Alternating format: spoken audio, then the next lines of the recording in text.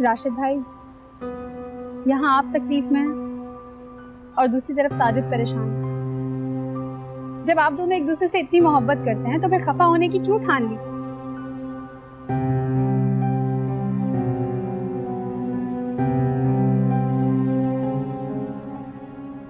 Come on guys, अब क्या बच्चों की तरह मुझे आप दोनों की दोस्ती करानी पड़ेगी?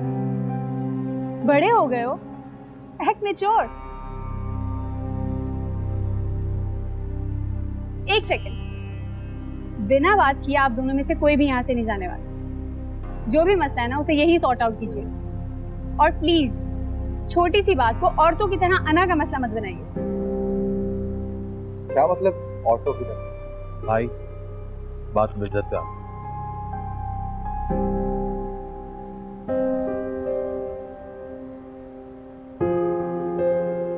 मुझे एक दो दिन की मोहलत दो, मैं तुम्हें सब बता दूं।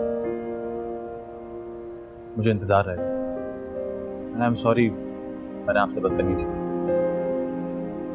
सॉरी यार, शायद मैं भी होश में नहीं रहता, इसलिए जो मुंह में आता है वो बोल देता हूँ। सॉरी। कोई बात नहीं, चलें? एक मिनट, मतलब जिसने दोस्ती कराई उसको नो थैंक्स नो क्रेडिट? कैसे झट से मैंने आपकी दोस्ती करा दी? तुमने ताना ही ऐसा दिया था कि हमें झट से दोस्ती करनी। चले?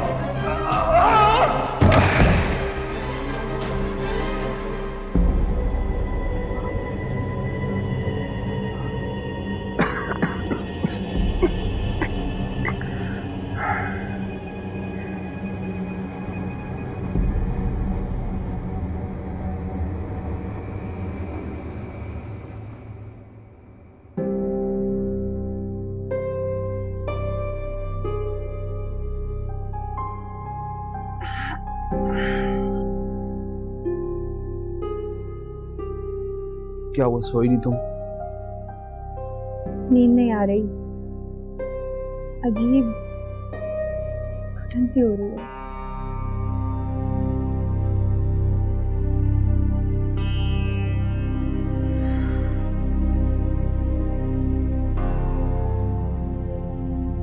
अब तक उसी इंसिडेंट के बारे में सोच रही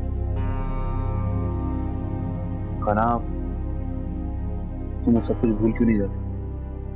याद है तुमने ही मुझसे कहा था कि हम इस बारे में जितना सोचेंगे उतना ही उलझते जाएंगे। साजिद, मुझे ऐसा लगता है कि इस घर में किसी की लाश दफन है। हम लोग रोज ही कुछ ना कुछ देखते हैं। अगर तुमने हड्डियों का ढांचा देख लिया तो उसका हरगिज़ ये मतलब नहीं कि यहाँ किसी की लाश दफन है। बात सिर्फ हड्डियों के ढांचे की नहीं है, उन हड्डियों के ढांचे के साथ सालिया भाभी का नेकलेस भी था। आपको ये अजीब नहीं लगता? And let me tell you, मैं उस नेकलेस की बात कर रही हूँ जो मैंने कुछ दिन पहले सौलिया भाभी के ज्वेलरी बॉक्स में देखा था। पिंकी भी साथ थी। ये तो वाकई अजीब बात है।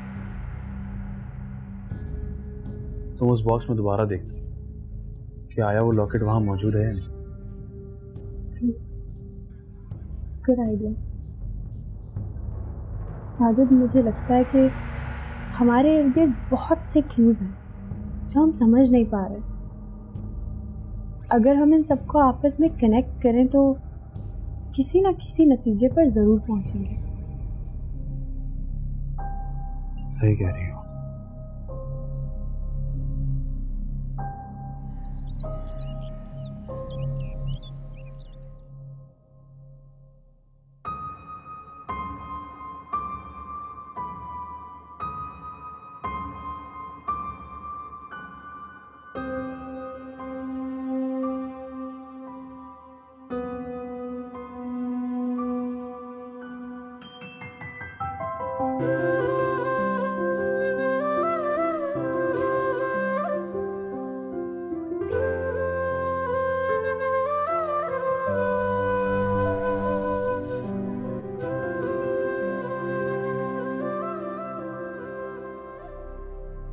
मैं जितना मामले की तह तक पहुंचता जा रहा हूं,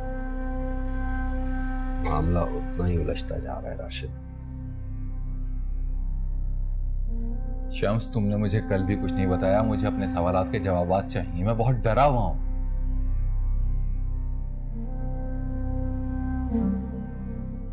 तुम्हारी बीवी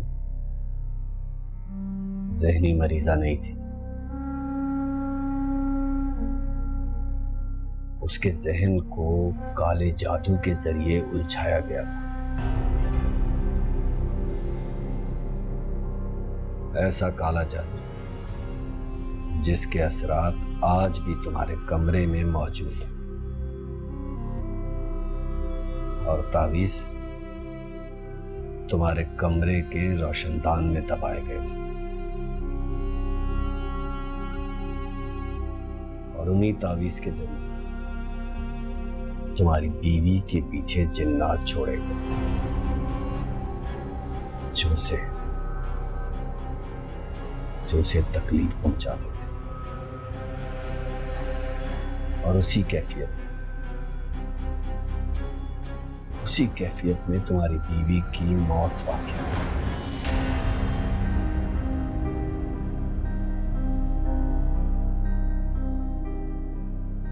तुम्हारी बीवी ने खुदकुशी की या उसे कत्ल किया, अभी कुछ नहीं कहा जा सकता। अगर कोई सौलिया के साथ ऐसा क्यों करेगा शम्स? हर बात जुबान से नहीं बताई जा सकती। तुम अच्छी तरह जानते हो कि सौलिया किन हालात से दो चार।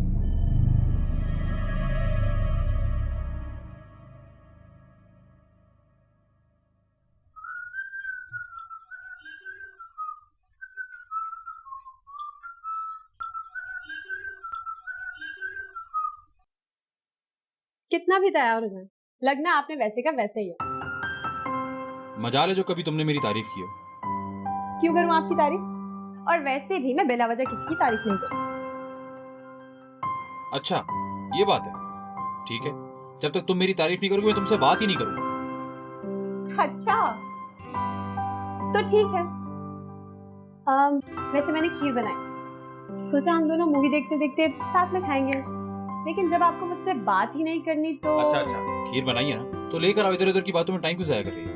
तो मैं आपका टाइम जाया कर रही हूं। गना क्या हो गया है? क्यों लड़ना चाह रही है? जरा जल्दी जाओ। खीर खाऊंगा मैं।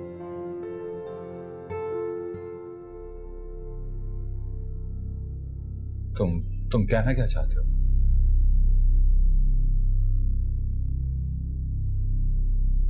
वही जो तुम सुनना नहीं चाहते।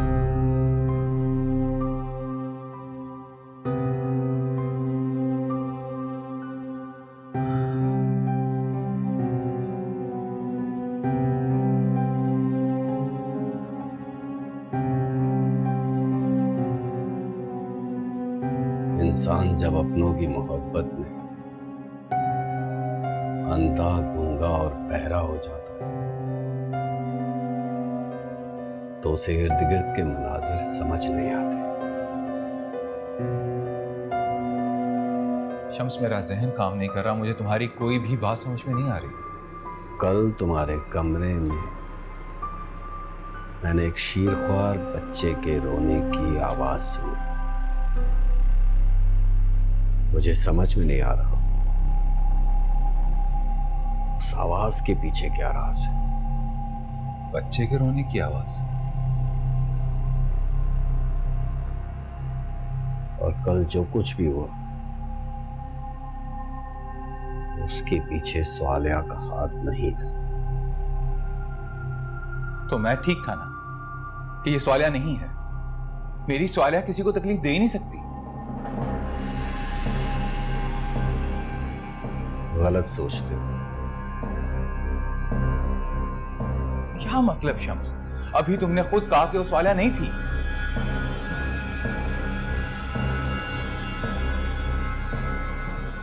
तुम्हारे कमरे में जो भी असरात हैं वो मेरे अमल से उभर गए थे। ये वही शैतानी कुव्वतें थी जो स्वालिया को तकलीफ पहुंचाती थी। मेरा कल का अमल बहुत सख्त था, शायद इसीलिए नतीजा भी उतना ही सख्त था।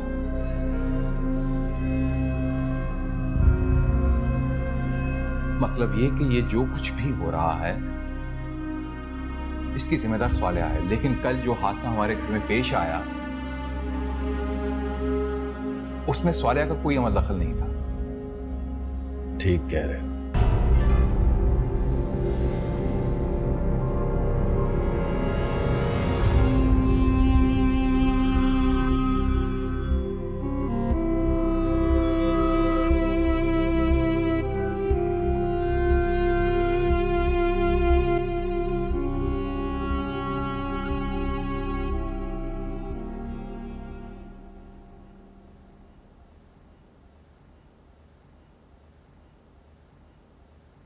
अरे खीर आ गई, खीर आ गई। लाओ भाई लाओ।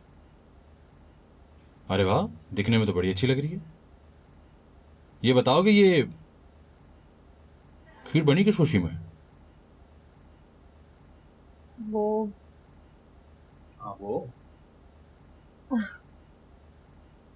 मैं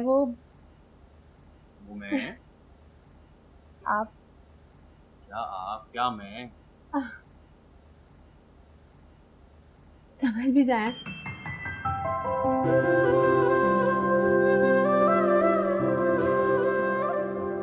हाँ ना?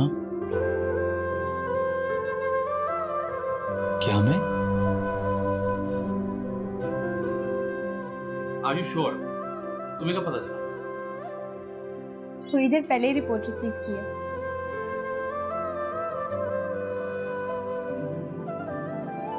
है ना, मैं तुम्हें बता भी नहीं सकता कि तुमने मुझे कितनी बड़ी खुशी दी। तुमने मुंह मीठा किया। अरे तो तुम, मैं तो खाता रहूंगा फिर। ये बताओ कि किसी और को बताया?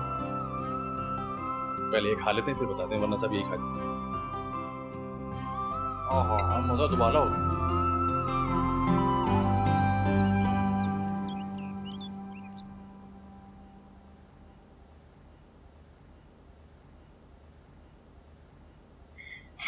अरे भाई, कुछ सुना है आपने? जी हाँ बेगम साहिबा, खुशखबरी पहुंच गई है हम तक भी। जी, और खैर से अब हम दादा दादी और शैला फुफ्फो बनने वाली है।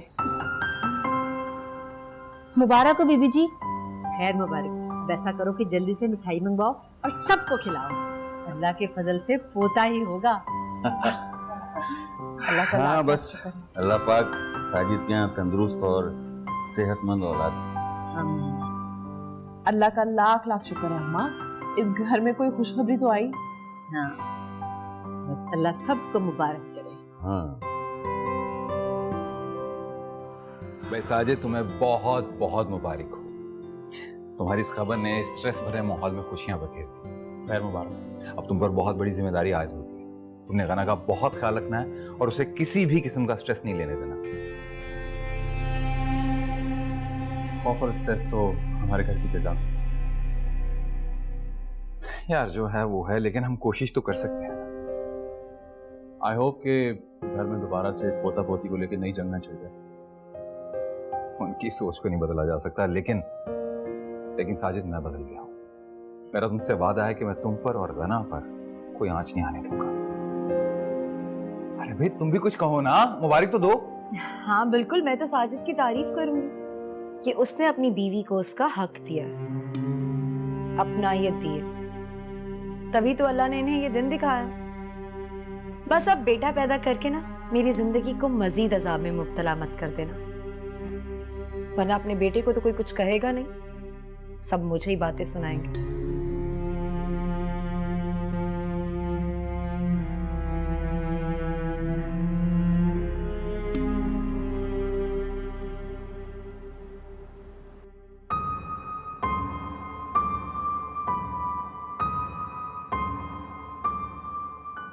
इंसान जब अपनों की मोहब्बत में अंधा, गूंगा और बहरा हो जाता है तो उसे इर्द गिर्द के मनाजिर समझ नहीं आते, और उन्हीं तावीज के जरिए तुम्हारी बीवी के पीछे जिन्नात छोड़ेगा जो उसे तकलीफ पहुंचा देते। आखिर मैं सही वक्त रहते क्यों कुछ नहीं समझ पाया। कल तुम्हारे कमरे में मैंने एक शीरख्वार बच्चे के रोने की आवाज सुनी। तुम्हारी बीवी ज़हनी मरीजा नहीं थी, उसके जहन को काले जादू के जरिए उलझाया गया था।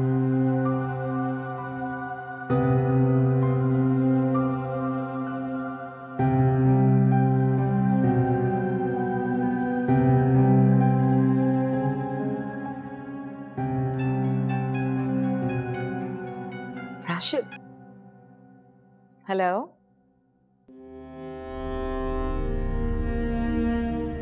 राशिद तुम खामोश क्यों हो? सब खैरियत तो है ना? अरीशा, सोलेहा क्या? राशिद प्लीज साफ साफ बताओ।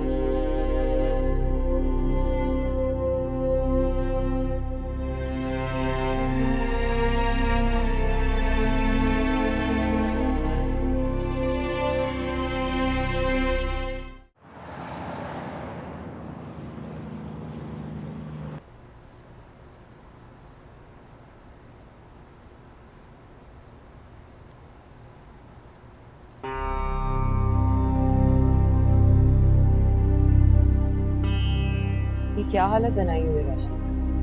क्या हुआ? बताता हूँ, तुम अंदर आओ। नहीं मैं यहीं थी, तुम कहो। सबा की वजह से नहीं आई। हर इंसान की सेल्फ स्टीम होती है राशिद, अगर वो मुझे पसंद नहीं करती है तो मेरा इस घर से दूर रहना चाहिए। ऐसा कुछ नहीं है अरीशा, वो तो वैसे भी किसी के बारे में पॉजिटिव सोचती ही नहीं। प्लीज तुम अंदर आओ।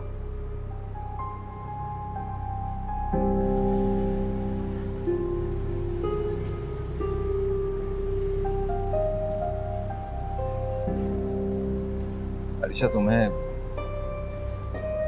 इस वक्त नहीं आना चाहिए था। मैंने खामखा तुम्हें डिस्टर्ब किया। अजीब इंसान हो, जब मैं तुम्हें नहीं मिलती हूँ तो तुम मुझे ढूंढते हो, और जब मिल जाती हूँ तो दूर जाने का कहते हो। क्या चाहते हो राशिद?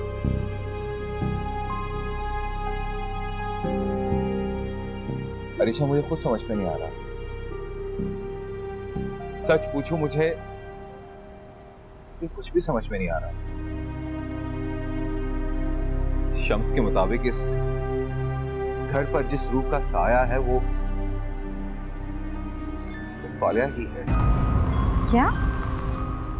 वही सबको मौत के घाट उतार रही है। What rubbish!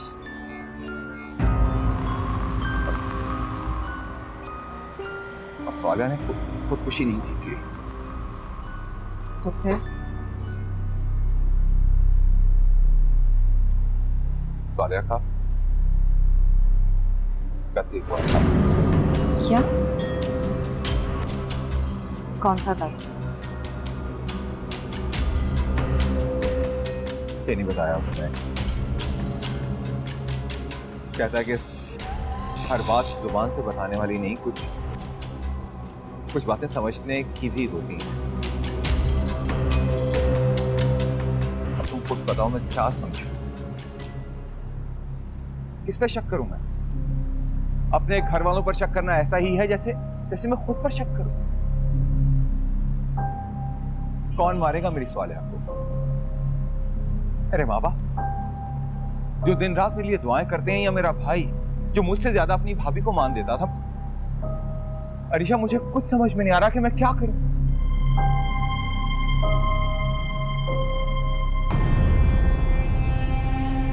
तुम्हारी हालत देख के लग रहा है कि तुमने शम्स की बातों पर यकीन कर लिया। मुझे तो शम्स की काबिलियत पर शक हुआ।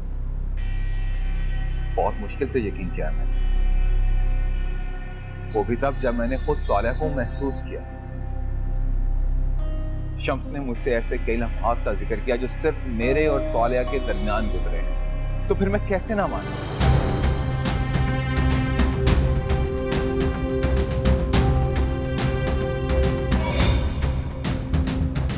अरे रुको रुको, जहाज की तरह कहाँ उड़ती हुई जा रही हो तुम? देखो तो जरा इधर।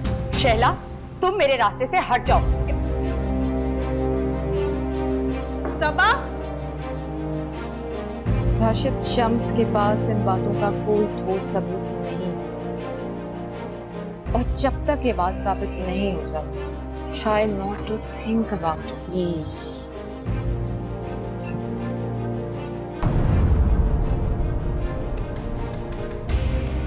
ये सब क्या चल रहा है तुम दोनों के दरमियान? दिमाग खराब हो गया। अच्छा, मेरा दिमाग खराब हो गया, जबकि सच ये है कि ये अरीशा मेरे इलाज के बहाने आप पर डोरे डाल रही है। इतनी घटिया सोच है तुम्हारी। तो आपको इतना बुरा क्यों लग रहा है? सुनना पड़ेगा, और बार बार सुनना पड़ेगा। ये अरीशा एक बद किरदार और बदचलन लड़की है। बकवास बंद करो अपनी।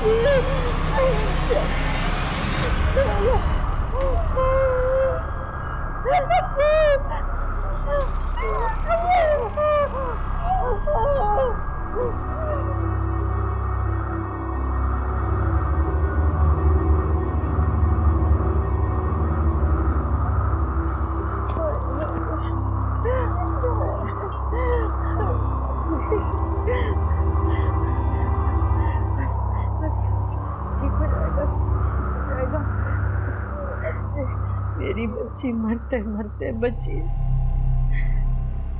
अगर इन दोनों से कुछ नहीं हो रहा तो मैं अपनी बच्ची को लेकर घर से चले जाऊंगी बस।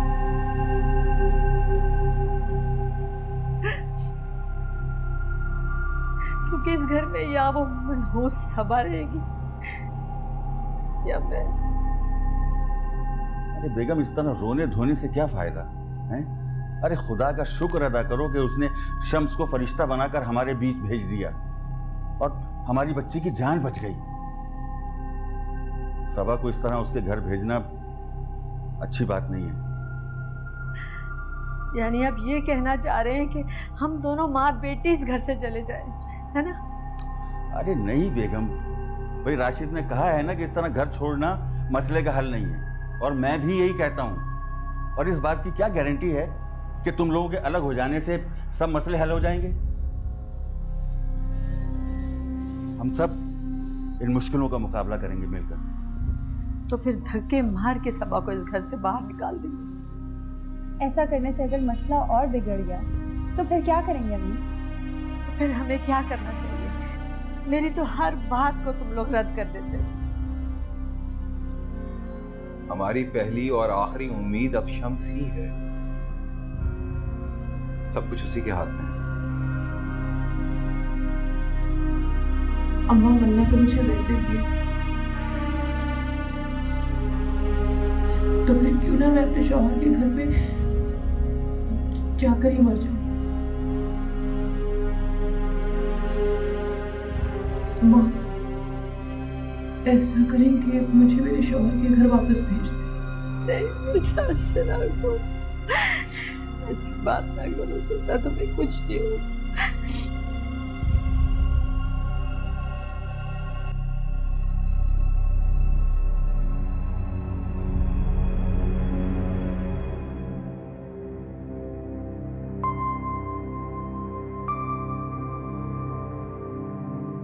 मेरा बच्चा जिंदा भी होगा या नहीं, न जाने किस साल में होगा।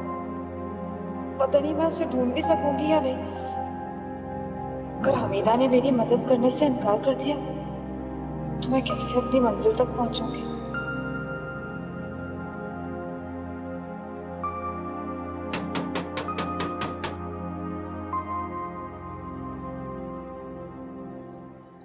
कौन है? वो जी बाजी मैं हूँ। एक मिनट रुको, मैं खाना लेके आती हूँ।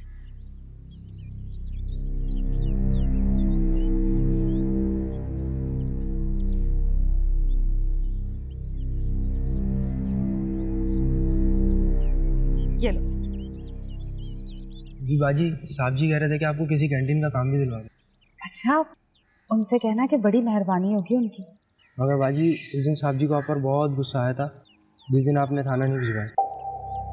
हाँ, वो उस दिन मुझसे खाना जल गया था, लेकिन अपने साहब से कहना कि अब कोई शिकायत नहीं मिलेगी। जी बाजी।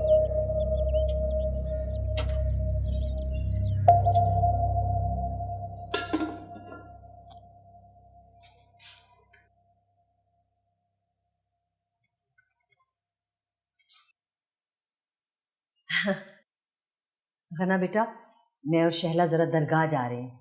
तुम ऐसा करना कि नजमा के साथ मिलके रात का खाना बनवा लेना। जी अम्मी।